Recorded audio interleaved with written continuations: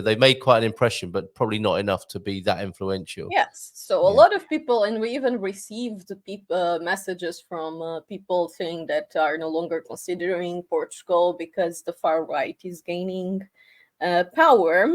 It's true. Seriously?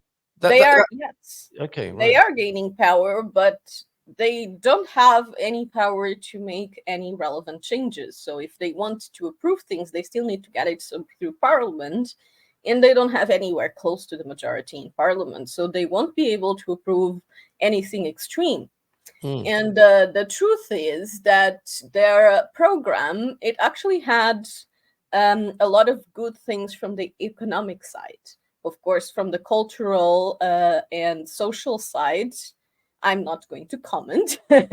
But from the economic side, they did have a lot of positive proposals. And I believe what is happening is that it's just saturation, because most of the Portuguese people feel that the PS and PSD are extremely corrupt, both of them. People no longer trust either of them. And this was just a stand of people saying, like, we don't want you anymore. Funnily And enough, the name CHEGA means enough, doesn't it? And that's yeah, exactly what was being said, right? We've had enough of this, yeah, so we're basically going to do a protest vote. yeah. And CHEGA and André Ventura, the leader of CHEGA, is very good at making noises. So he is always in the mouth of the public, and he's always having controversial opinions. And as you know, there is no such thing as bad publicity. Like, everyone is talking about him, everyone knows him. Yes. And his campaign was very much anti the two main parties, too. Of course, there's a lot of other things in the middle of that, but I believe that a lot of people voted for CHEGA because they were just tired of PS and PSD. It's not. Yep. I won't say that we don't have far right believers in Portugal, maybe even 20% of Portugal, but I don't believe it will be for a lot more than that. I don't believe that if they vote for the ideology, I don't believe that the far right would win. I very much believe that this point was just a saturation. I And agree with you, and it's not an unknown pattern around the world, is it? This is happening all over the place and happens historically in cycles. And I think we have to be really. There's so much interesting stuff. I find this fascinating, Anna. So thank you for bringing it to the table this morning, as it were. I completely agree with you that it's a frustration vote. And people have felt thwarted, and it's like it would appear to be their only option to have an outburst of that kind. And it's a very blunt tool, isn't it, to use your vote to have an outburst every few years. There are probably other ways of changing society that are a little bit more practical and hands-on, and maybe people take more personal responsibility than having an outburst at the ballot box like that. But I do understand it as well. I'm surprised to hear people saying they're not coming to Portugal anymore because of the far right. And I find that really lazy. That I flag. understand the fear. I mean, there's a lot of people that want to move to Portugal also from a safety perspective. Yes. And with a far right having a firmer stand here, I understand how they might feel threatened.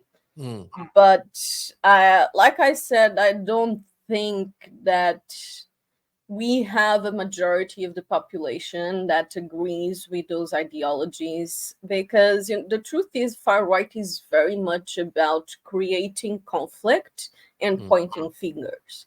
So generally the structure, the strategy is very much pointing out everything that's wrong and criticizing things and finding scapegoats, so to say, for the justifying certain problems, but they rarely present viable solutions. So that's something that generally annoys me with the far right parties. Their solutions tend to be, let's exclude everyone. Like, how you should know historically that doesn't work very well. But it's still the case. Like, the far right, and the truth is, we have a very real problem right now. That is the housing crisis. Yes. The housing costs are not sustainable from an internal Portuguese perspective. And people are unhappy. People are frustrated. Yeah.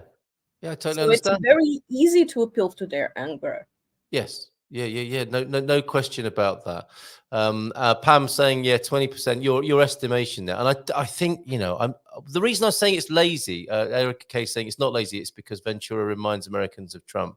I get that emotional Yeah, and reaction. I agree with that. Yeah, but we're It's not the going to same get kind very of far, are we? discourse, pretty much. If all we're going to have in politics is emotional triggering, we're not going to get much housing stock built. We're just going to end up with endless emotional battles endless emotional ideological battles that don't actually amount to anything. And I think that's part of what you're saying here, isn't it? Is despite all the noise and the rhetoric and the frustration, the actual problems that politics is meant to solve are not actually happening, and that's why Portuguese people are frustrated by Yes. what's going on. But I was actually positively surprised that neither of the parties actually went for a coalition with CHEGA.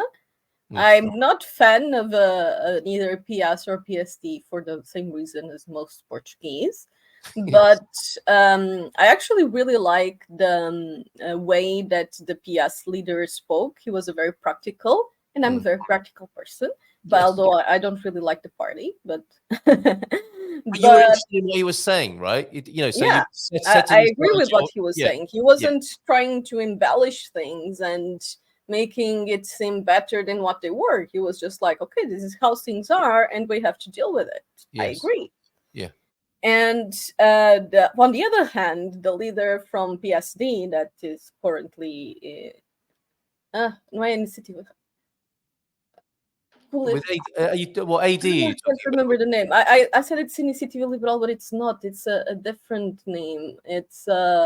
There's So AD, that's right, the yeah, Democratic Alliance, not to be confused with Democratic. Yeah. the other So yeah, Democrats. EL is a small party. Yeah, But either way, the leader of PSD, that is currently the leader of AD, he's a top on politicians. He's the kind right. that makes a very, very long discourses, making it say like everything is okay even when it's not.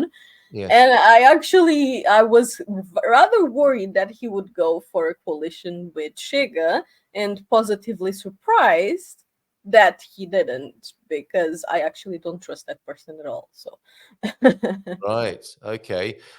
We've got Liz F. Hello. Good morning. Sorry, but whatever percentage of far right voting is terrifying. What do you mean, Liz F. by far right? Exactly. They are not about solutions. They just want to stir things up. Yeah, and that's one of the dynamics, isn't it, of politics? When people feel that they're not represented, things tend to go to the margins. Are people equally concerned about far left, I wonder, as well? It's dismissive to say I'm not dismissing anything. I'm talking about it, Erica. That's just my opinion. Women's rights have been diminished under Trump. I don't know about that. I don't live in America, and I don't doubt you for 1 minute.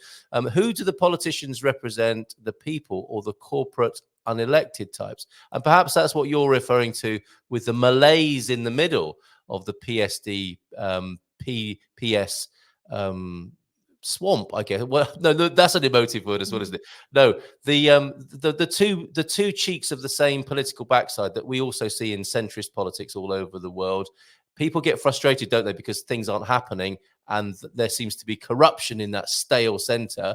And what happens as a reaction to that is you get far right and far left ideologies and suggestions, lots of political rhetoric, stirring, triggering, emotional outbursts, but not much yes, but yeah, action. one of the things that gave CHEGA this much visibility is exactly because a big part of the problems they point their fingers to, and the persons they point their fingers to, are things that are close to the Portuguese people's heart, and that makes the Portuguese people frustrated in general. So they were able to make that emotional appeal to a lot of people. Yep. And yeah, I guess it's work. Is it right? No, I don't believe that a lot of I don't agree with their social politics at all. Mm-hmm. But that doesn't diminish the fact that a lot of the things they point out to are true. And what we need to remember, one is this is democracy at work, isn't it?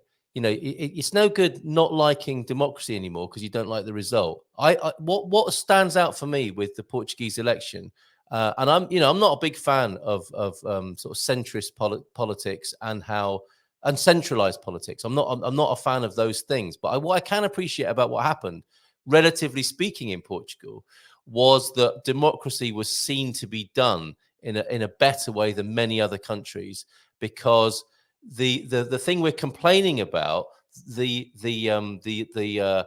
lack of working together, is a symptom of democracy, isn't it? It's people voting for what they wanted to vote for, which means you get a mix of ideas. Yes, and And people have different ideas and different ideologies, and that's part of being human, I guess. exactly. And then with CHEGA in Parliament, what I think people need to remember, and how perhaps people might calm down about it.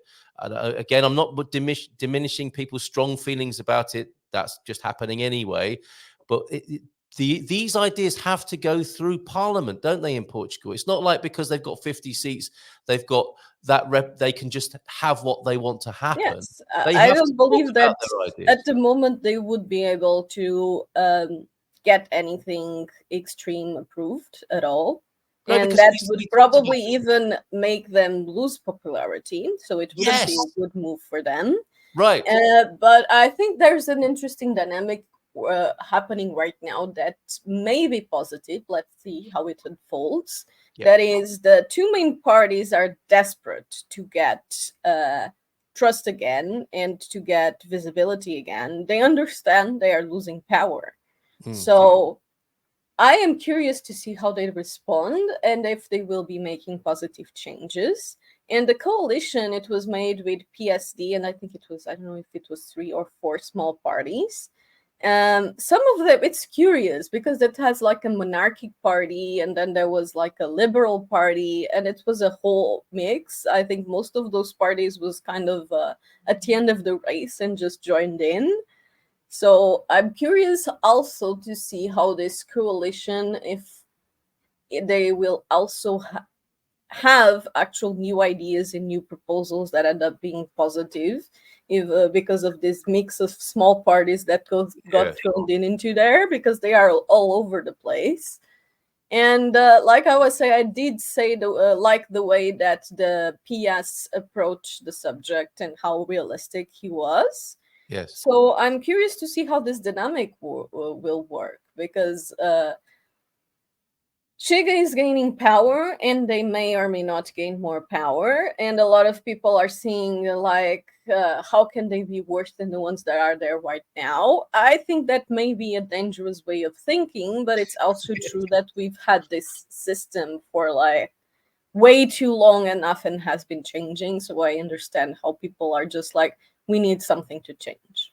In this year of all years, the 50th anniversary of the Carnation Revolution. What an amazing time in Portugal's political history. Absolutely. So, but having said all of that, Anna, what do you think will actually happen? So, like I said, it will go one of two ways. Either the AD actually manages to make something positive and regain some confidence and stay in power, or it will crumble because it has too small of a percentage of advantage, and they still need to go through Parliament to get things done.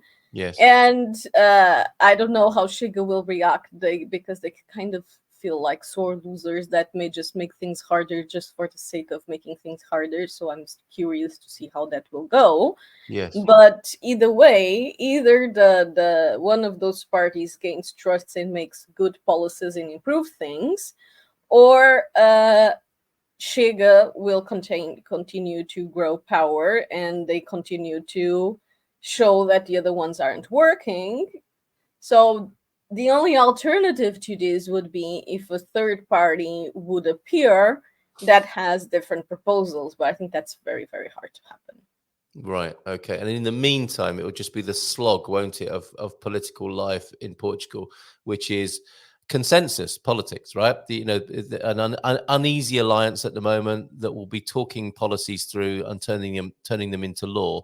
And what we can be sure of, I suppose, is that there will be a lot of heated debate and discussion about anything that comes before the Parliament now, and that's a good thing democratically, isn't it? Yeah, I think that, like I said, this was kind of a revolutionary result, and it can lead to positive change. Yeah. Let's see how things unfold. Let's see. Let's see. I'm not entirely positive when I think about my views and experience of politicians, but we shall see. We shall see what's happened, because it certainly is a change. We spent a lot of time talking about Portuguese politics, and I guess we should, because it's quite important, especially when people say to you, "We're reconsidering Portugal because of CHEGA's popularity," for example. What have you said to those people? Well, we understand. We're not going to force them to change their mind. It's their own feelings. They cannot come here if they don't feel comfortable, and I'm not in favor of that at all. So I just put up the video explaining the way I view things, but of course people are free to have their own way of thinking about things. Yeah. But yeah, I believe that at the moment we are not anywhere close to having a far right power or significant power or any drastic policies. But I can't see that it's happening here. not sure how things are going to evolve. Yeah, I just cannot see that happening here, and I would ask. I'm a bit more excited about the proposition of talking to those people, perhaps. Like, no, think again. Like, I can understand your first reaction, but think again. Don't let that put you off. Seriously. But anyway, as you say, that's their business, and up to them what they do. Another way you're helping them, of course, is the new webinar that's coming up.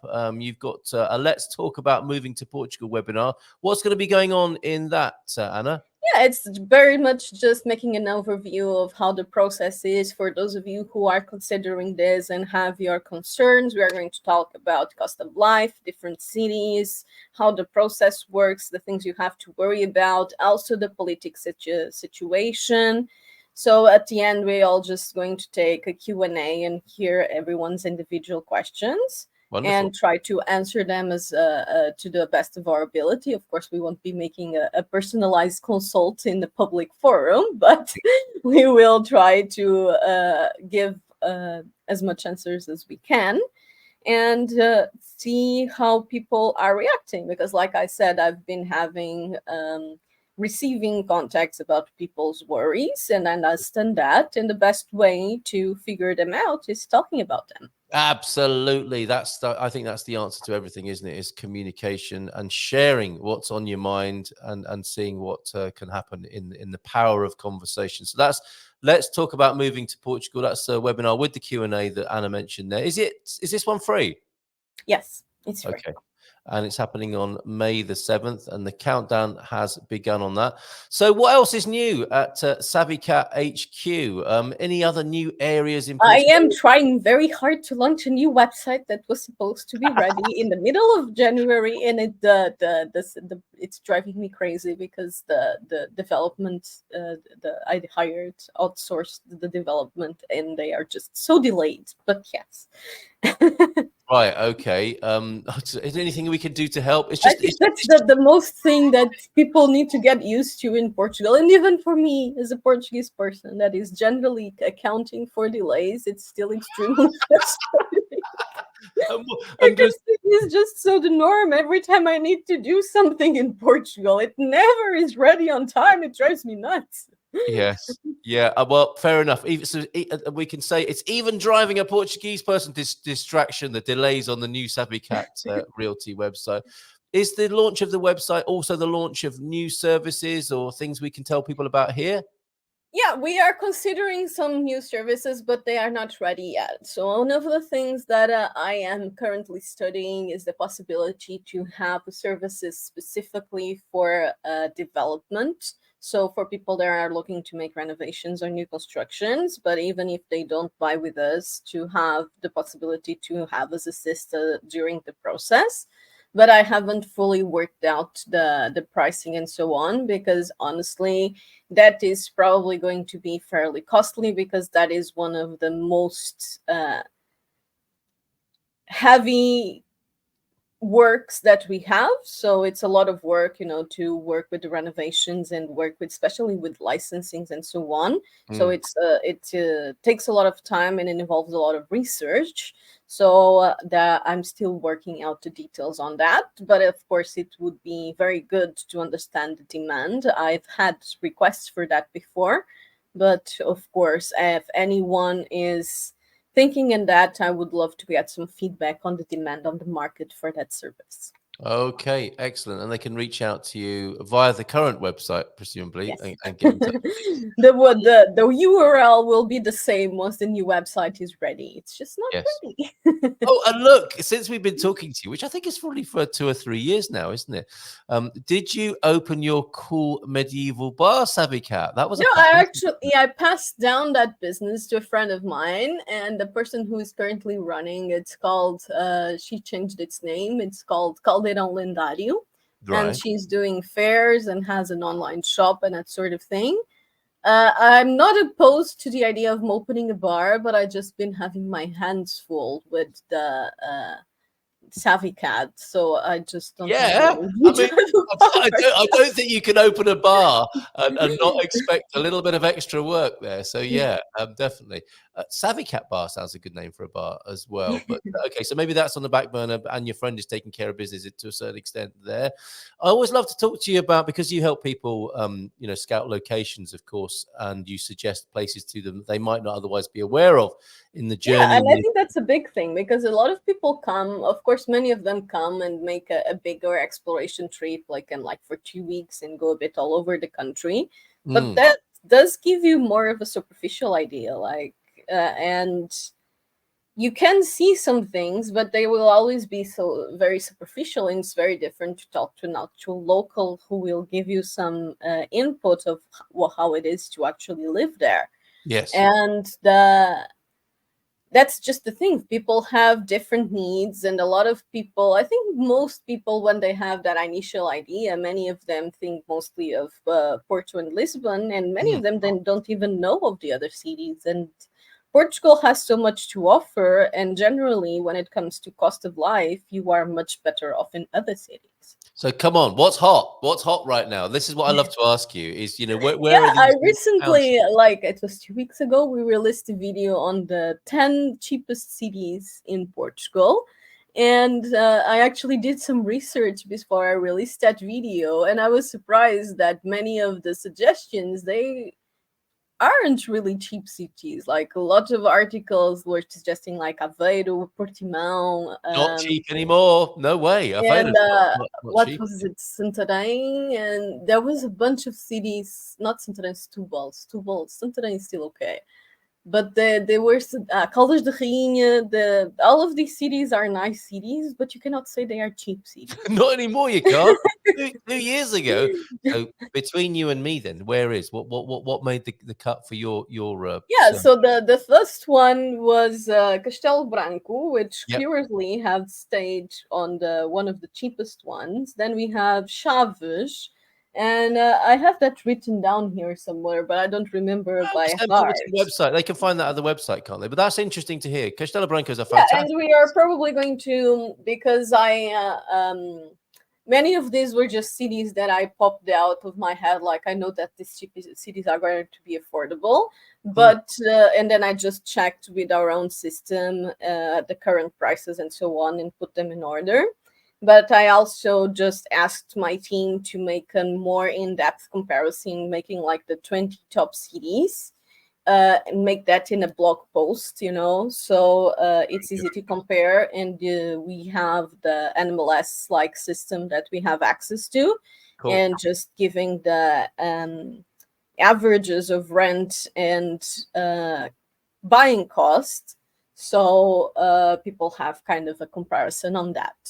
Very good. But yeah, I was thinking here what else made the cut. I don't exactly remember, but I Well, we've like I got said, the I have website the address. list So of we've run out of websites. time as well, Anna. Look, we've got busy Yeah, talking about politics, and we, we did manage to there is talk a lot about of your things webinar. happening politics. Well, yeah. Savvy Cat Realty is, I'm sure, where people can get access to your list of cities that are worth looking at, which is always great information. So thank you very much for that. That's savvycatrrealty.com, which will be replaced by a new website sometime. And Hopefully in the next month. all right, the link for the webinar that's coming up in May as well. Let's talk about moving to Portugal. Absolutely free, and you can talk to Anna and team members on that webinar. That was the 7th of May. That's 4 p.m. Lisbon time, so New Yorkers will be able to watch that with their brunch at 11 a.m. and Los Angeles 8 a.m. So it's a breakfast show webinar about moving to Portugal in the company of Savvy Cat. Always great talking to you. Good to see you. It has felt like a long time, hasn't it? Thanks for your political update. Any nice plans for the weekend here in Portugal? No, we have the eclipse, so I'm actually going to an event about the eclipse. Are you? Is it a public event or is it a private? No, it's a private thing. Oh, okay. It's kind of astrology related. Right. Okay. So yes, from a Wiccan point of view, I guess it's pretty significant, isn't it? The eclipse on Monday. So enjoy that, Anna, and we'll see you again soon. Thank you so much for being here. All right. Take care. Bye for now. Great fun talking to Anna at savvycatrealty.com, as you can see from the link there. I'm going to go. It's 2 minutes past 10. I hope you have a great weekend. Bon fim de semana to you. Muito obrigado for watching, and we'll see you again on Monday. So, gumper dust on you. Have a good weekend. Take care, and bye for now. Where's me put the kettle on video? I moved it, and I can't find it now. That's the one I want to play for you. Here it is. Take care. Bye for now. Ciao, ciao. Até próxima. Actually, Philomena went through the many ways of saying goodbye in Portuguese. Até próxima. Até logo. And adios. Ciao, ciao.